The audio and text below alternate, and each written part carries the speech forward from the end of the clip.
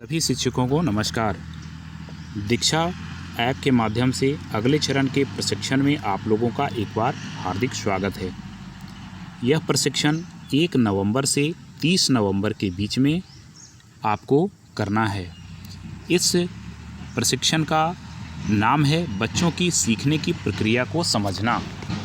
शिक्षक साथियों, इस जो प्रशिक्षण का कार्यक्रम है, जो बच्चों की सीखने की प्रक्रिया को समझना, इस कोर्स को आप लोगों को 30 नवंबर तक पूरा कर लेना है। इस कोर्स में नामांकन की तिथि 25 नवंबर है और इसे आप पूरा 30 नवंबर तक कर पाएंगे। शिक्षक साथियों, इसमें 40 प्रश्नों के उत्तर समेकित किए गए हैं, जिससे आपको परेशानियां ना हो, आप आसानी से 20 प्रश्नों का हल कर सकें। पिछले कोर्स में ऐसा देखा गया कि बहुत शिक्षक साथियों को जानकारी के अभाव में उन्होंने 70% मार्क्स नहीं लाया, जिसके कारण उन्हें अभी तक सर्टिफिकेट अवेलेबल नहीं करवाया गया। इसी बातों को ध्यान में रखते हुए आज मैंने ये वीडियो आप लोगों के लिए बनाया है, जिसमें 40 प्रश्नों के आंसर दिए गए हैं। आपसे 20 प्रश्न पूछे जाएंगे। 20 प्रश्न में आपको 70% मार्क्स अर्थात 14 क्वेश्चन का आंसर देने होंगे। ऐसे आपको 20 प्रश्न का आंसर देना है, लेकिन आप अगर 70% भी मार्क्स ले आते हैं तो आपको सर्टिफिकेट उपलब्ध हो जाएगा। पिछले कोर्स में आपने देखा होगा कि कितनी परेशानियां आप सबों को झेलनी पड़ी। बहुत से सारे शिक्षक अभी तक परेशान हैं। वो कोर्स पूर्ण कोर्स को कर लिया, लेकिन उन्हें सर्टिफिकेट अभी तक अवेलेबल नहीं हुआ। बधाइयाँ उन्हें दे दी जाती है, कोर्स पूर्ण जैसे ही होता है बधाइयाँ मिलती है, लेकिन समस्या ज्यों का त्यों बना रहता है। तो शिक्षक साथियों, बच्चों की सीखने की प्रक्रिया जो अभी आपको स्क्रीन पे दिखाया जा रहा है, इस कोर्स को आपको 25 नवंबर तक इस कोर्स में नामांकन कर लेना है और 30 नवंबर तक आपको सर्टिफिकेट प्राप्त करने लेना है। तो शिक्षक साथियों, इस कोर्स में मैंने 40 प्रश्नों का आंसर आप लोगों के लिए अवेलेबल करवाया है। पूरे भारतवर्ष में ये प्रशिक्षण चलाए जा रहे हैं। सभी राज्यों के शिक्षकों के लिए यह कोर्स काफ़ी फ़ायदेमंद है। साथ ही आपका ये चैनल इन्फॉर्मेशन फॉर यू आपके लिए काफ़ी हेल्पफुल है। समय समय पर आपको विभिन्न प्रकार की जानकारियाँ मिलते रहती है। मैं आपसे एक रिक्वेस्ट करूँगा कि आप चैनल को सब्सक्राइब नहीं किए हैं तो चैनल को सब्सक्राइब कर लीजिए, क्योंकि शिक्षक साथियों, ऐसा देखा जाता है कि व्हाट्सएप के माध्यम से जो शिक्षक जुड़े हैं, अगर उन तक लिंक पहुंचता है तभी वो इस कंटेंट को देख पाते हैं। चैनल अगर वो सब्सक्राइब किए हुए होते तो डायरेक्ट यूट्यूब जैसे ही ओपन करते उनके पास ये पहुंच जाता, लेकिन बहुत सारे शिक्षक साथी अभी तक चैनल को सब्सक्राइब नहीं किए हैं, जिसके वजह से बहुत ही इम्पोर्टेंट वीडियोज़ उन तक नहीं पहुंच पाता है और आप समय पर कोई भी कार्य नहीं कर पाते। इसलिए आप इस information for you YouTube channel को आज ही सब्सक्राइब करके बेल आइकन को दबाएं और ऑल पर क्लिक करें, जिससे आपको होने वाली सभी परेशानियों की जानकारी आपको वीडियोज़ के माध्यम से समय समय पर मिलते रहे। शिक्षक साथियों, आपको 40 प्रश्न का आंसर देना है। 40 प्रश्न का आंसर आपको इस वीडियो में दिखाया गया है, लेकिन आपको 20 प्रश्न के आंसर देने हैं। मैं आशा करूंगा इस वीडियो के सभी प्रश्नोत्तरी को आप अच्छे से एक बार देख लेंगे और देखने के बाद फिर से आप जैसे ही मूल्यांकन में अपना जाएंगे दीक्षा के माध्यम से, आपको बारी बारी से एक एक प्रश्न आएंगे और वो सभी प्रश्न को आपको मैच करते हुए, मिलाते हुए, क्योंकि 40 प्रश्न का उत्तर हमने दिया है, 40 प्रश्न आपसे नहीं पूछे जाएंगे, आपसे सिर्फ 20 प्रश्न पूछे जाएंगे। तो आप 20 प्रश्नों का उत्तर देकर बहुत ही आसानी से सर्टिफिकेट को प्राप्त कर पाएंगे। आपका ये कोर्स 1 नवंबर से 30 नवंबर तक हर हाल में करना है। 1 दिसंबर से आपके लिए अगले चरण का प्रशिक्षण प्रारंभ हो जाएगा। तो शिक्षक साथियों, आगे बढ़ते हैं आपके 40 प्रश्नों के प्रश्नोत्तरी की ओर, जिससे आपको कहीं भी परेशानी ना हो। 40 प्रश्नों का उत्तर आप किसी भी प्रकार से या तो नोट कर लें या स्क्रीनशॉट कर लें, जो जैसे भी आपको आसानी हो आप उसे कर लें और मैच करके एक एक प्रश्न का आंसर दें। एक बात और इम्पोर्टेंट मैं बताता हूँ कि अभी कल से ही ये प्रशिक्षण प्रारंभ हुआ है, तो हो सकता है कि अभी तक आपके पास लिंक नहीं पहुंच पाया होगा नामांकन के लिए, तो मैं डिस्क्रिप्शन में इस लिंक को दे दूंगा, जिससे आप अपने कोर्स में ज्वाइन कर पाएंगे।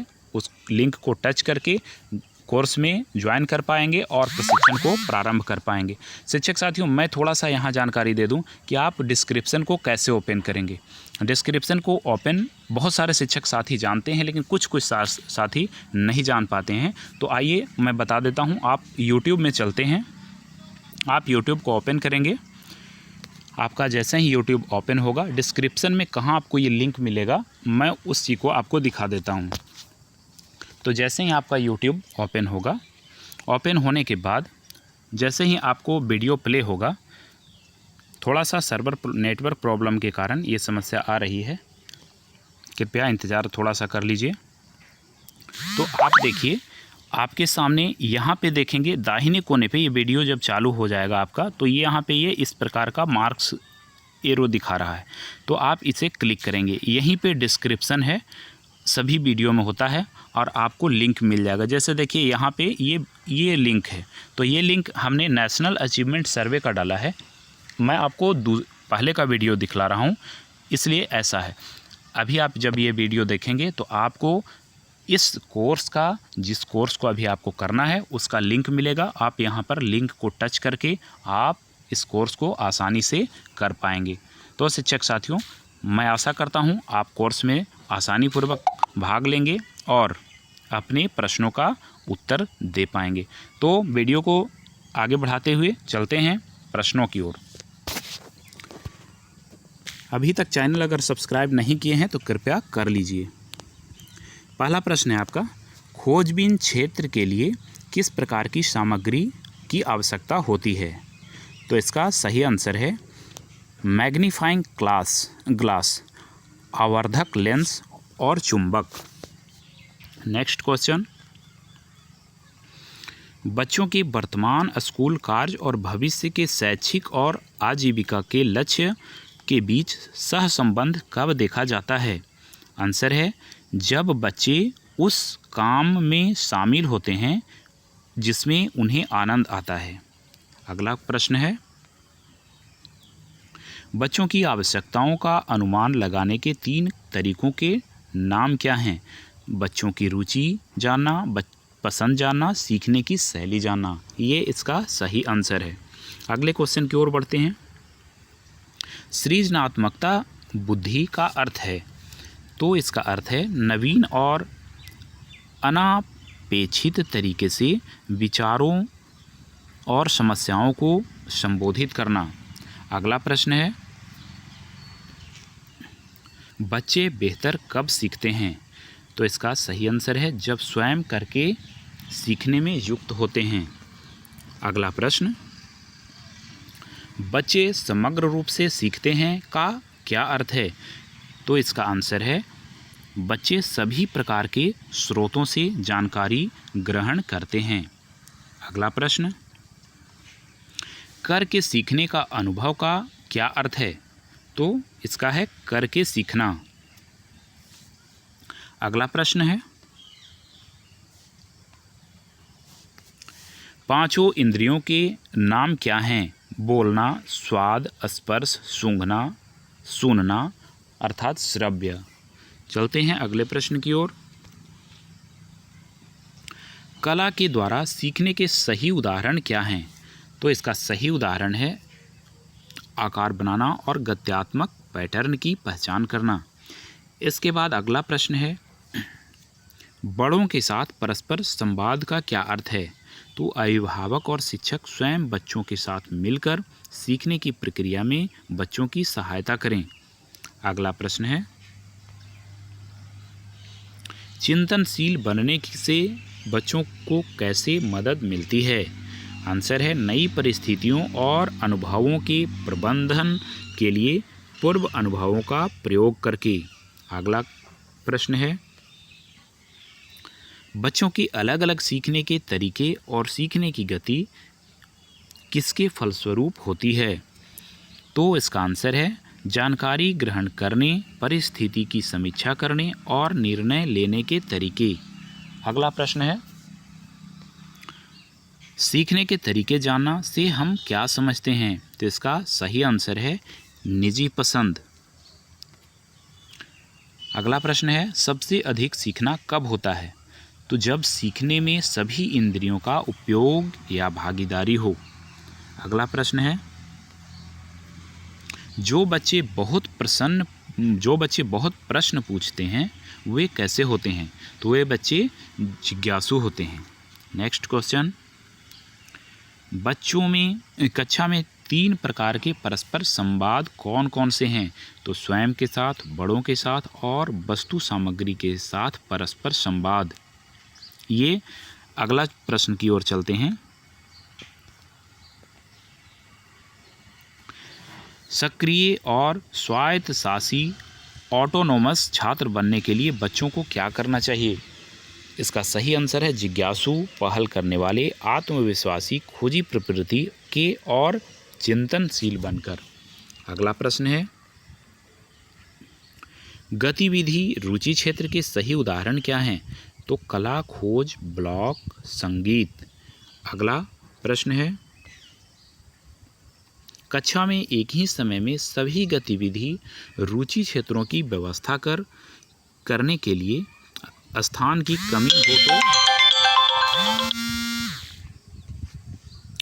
कमी हो तो थोड़ा सा विलंब हुआ, इसके लिए हमें खेद है। व्यवस्था की करने के लिए स्थान की कमी हो तो क्या करना चाहिए? एक समय में कम से कम 4 की व्यवस्था करना और प्रत्येक 15 दिन में बारी बारी बदलते रहना। अगला प्रश्न है, पहले से मौजूद रुचि में क्या शामिल है? इसका सही आंसर किसी चीज़ में अत्यधिक रुचि या विशेष लगाव। अगला प्रश्न है, तो इस प्रकार से साथियों आप 20 प्रश्नों का आंसर देंगे। अगला प्रश्न की ओर बढ़ते हैं।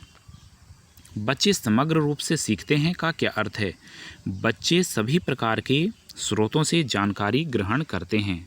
नेक्स्ट क्वेश्चन, जानकारी प्राप्त करने के 4 साधन क्या हैं? दृश्य, लेखन, गति संवेदी और स्पर्श।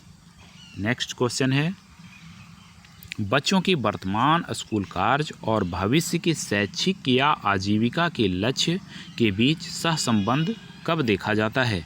जब बच्चे उस काम में शामिल होते हैं जिसमें उन्हें आनंद आता है। अगला प्रश्न है, कक्षा में एक ही समय में सभी गतिविधि रुचि क्षेत्रों की व्यवस्था करने के लिए स्थान की कमी हो तो क्या करना चाहिए? सही आंसर एक समय में कम से कम 4 की व्यवस्था करना और प्रत्येक 15 दिन में बारी बारी बदलते रहना। नेक्स्ट क्वेश्चन, पहले से मौजूद रुचि में क्या शामिल हैं? किसी चीज़ में अत्यधिक रुचि या विशेष लगाव।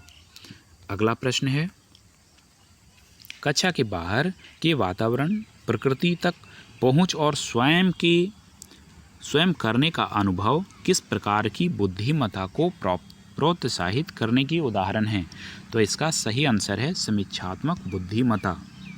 बढ़ते हैं अगले प्रश्न की ओर। सीखना क्या है? एक सक्रिय, सहयोगपूर्ण और सामाजिक प्रक्रिया है। अगला प्रश्न, बच्चों के अलग अलग सीखने के तरीके और सीखने की गति किसके फलस्वरूप होती है? तो इसका सही आंसर है जानकारी ग्रहण करने, परिस्थिति की समीक्षा करने और निर्णय लेने के तरीके। अगला प्रश्न है, किस संभावित रुचि में क्या शामिल हैं? तो इसका सही आंसर है किसी ऐसी चीज़ में रुचि जिसके बारे में बच्चा जानता नहीं है, शायद जब जान जाए तो उसमें ही रुचि हो जाए। अगले प्रश्न की ओर बढ़ते हैं। खोजबीन क्षेत्र के लिए किस प्रकार की सामग्री की आवश्यकता होती है? इसका सही आंसर है मैग्नीफाइंग ग्लास, आवर्धक लेंस और चुंबक। आगे बढ़ते हैं अगले प्रश्न की ओर। कक्षा में 3 प्रकार के परस्पर संवाद कौन कौन से हैं? तो साथियों के साथ परस्पर संवाद, बड़ों के साथ परस्पर संवाद और वस्तु या सामग्री के साथ परस्पर संवाद। अगले प्रश्न की ओर चलते हैं। कक्षा में 3 प्रकार के परस्पर संवाद कौन से हैं? दोस्तों ये रिपीट हो गया, अभी मैंने बताया आपको। नेक्स्ट क्वेश्चन, सामूहिक पसंद का क्या अर्थ है? किसी विशेष परस्पर संवाद को प्राथमिकता देने, जैसे अकेले कार्य करना, साथी के साथ कार्य करना, बड़े छोटे समूह में कार्य करना। बढ़ते हैं अगले प्रश्न की ओर। 5 इंद्रियों के नाम क्या हैं? तो नाम है बोलना, स्वाद, स्पर्श, सूंघना और सुनना, जिसे श्रव्य भी कहा जाता है। देखते हैं अगले प्रश्न की ओर। बच्चों की आवश्यकताओं का अनुमान लगाने के 3 तरीकों के नाम क्या हैं? बच्चों की रुचि जानना, पसंद जानना, सीखने की शैली को जानना। अगला प्रश्न है, कक्षा में कितने प्रकार के परस्पर संवाद होते हैं? तो 3 प्रकार के संवाद होते हैं। अगला प्रश्न, बच्चों को सीखने के पूर्व ज्ञात अनुभव कैसे प्राप्त होता है? इसका सही आंसर है प्रतिदिन के अनुभव जिनका बच्चे सामना करते हैं। अगला प्रश्न है, बच्चों की रुचि जानना, इसके अंतर्गत कौन सी रुचियां आती है? इसका सही आंसर है पहले से मौजूद रुचि और बाहर खेले जाने वाले खेलों में रुचि। अगला प्रश्न है, बच्चों की सुरक्षा सुनिश्चित करने के लिए गतिविधि रुचि क्षेत्र की मुख्य विशेषता क्या है? तो सही आंसर है कक्षा में हर तरफ से पहुंच में हो। नेक्स्ट क्वेश्चन है, सृजनात्मकता बुद्धि का क्या अर्थ है? तो इसका आंसर है नवीन और अनापेक्षित तरीके से विचारों और समस्याओं का संबोधन करना। अगला प्रश्न, बच्चे बेहतर कब सीखते हैं? सही आंसर है जब स्वयं करके सीखने में युक्त होते हैं। तो ये था साथियों आपके 40 प्रश्नों का आंसर। अब अगर आप इस 40 प्रश्नों के आंसर दे पाएंगे तो आप 40 में से मात्र 20 प्रश्न के आंसर देने हैं। 20 प्रश्नों के आंसर देकर आप सर्टिफिकेट प्राप्त कर सकते हैं। बच्चों की सीखने की प्रक्रिया को समझना, यह कोर्स को भली भांति आसानी से पूरा कर पाएंगे। शिक्षक साथियों, मैं एक इम्पोर्टेंट बात बता दूं कि कुछ प्रश्नों में शब्दों को बदलकर थोड़े प्रश्न की कठिनाई स्तर को अलग कर दिया जाता है। तो वैसे में आपको एक आध प्रश्नों में समस्या या प्रश्न चिन्ह आ सकते हैं। तो एक आध प्रश्न अगर भिन्न होंगे तो आप स्वविवेक से उन प्रश्नों का सही आंसर देकर आप सर्टिफिकेट को प्राप्त कर पाएंगे। आपको 40 प्रश्नों में से 20 प्रश्न अनिवार्य हैं और 20 प्रश्नों में से 70% मार्क्स आपको लाने हैं। लेकिन मैं आशा करता हूं कि आप इस वीडियो को अगर अच्छे से मूल्यांकन करेंगे, इसे सही तरीके से देख लेंगे, तो आपको 40 प्रश्न लाने में आपको ज़रा भी परेशानी नहीं होगी। तो शिक्षक साथियों, आप इस चैनल को सब्सक्राइब कर लें ताकि आपको अगले वीडियो भी समय पर आपको यूट्यूब चैनल पर पहुंच जाए, क्योंकि जब तक लिंक आप तक नहीं जाते हैं आप उसको देख नहीं पाते हैं। और जब चैनल सब्सक्राइब कर लेंगे तो आपको बिना लिंक के माध्यम से आप चैनल को ओपन करते ही आप तक सभी प्रश्नों के आंसर, अनेकों प्रकार के प्रश्नों के सवाल के जवाब आप तक मिल जाएंगे। आप जुड़े रहिए इस news channel information for you के साथ। तो शिक्षक साथियों, मैं आशा करता हूं आप सभी प्रश्नों के आंसर दे पाएंगे। इसी के साथ धन्यवाद।